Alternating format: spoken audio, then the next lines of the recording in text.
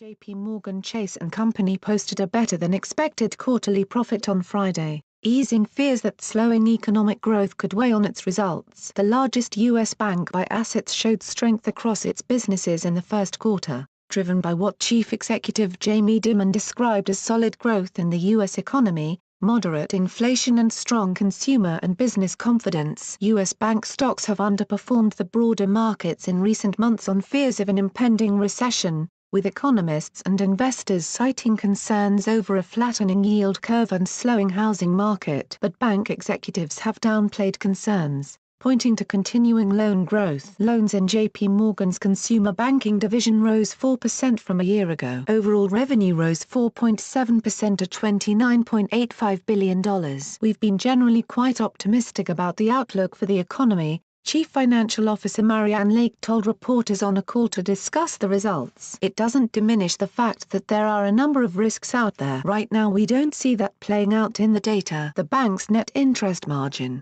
a key measure of loan profitability, edged up only 0.02 percentage point from the fourth quarter, a slower pace of improvement than in the two previous quarters. Investors have been concerned that net interest margins may have peaked for the banks, since the Federal Reserve has signaled it is unlikely to raise short-term rates this year and the spread between short and longer-term rates has narrowed. Investors will be listening closely to what bank executives say about changes in their outlooks for interest margins in coming quarters, analyst Brian Kleinhansel of Keefe, Bruyette & Woods wrote in a note ahead of the results. There are other warning signs. JPMorgan's commercial banking segment made a $90 million provision for credit losses in the first quarter primarily because of downgrades in the creditworthiness of what it called select commercial and industrial borrowers. In the bank's capital markets business, equity underwriting fell 13% and bond trading revenues fell 8% from the year-ago quarter. Bank executives had signaled earlier in the quarter that capital markets revenue could fall by a greater amount. Shares of the bank were up 3.1% in early trading. Analysts had expected revenue of $28.44 billion,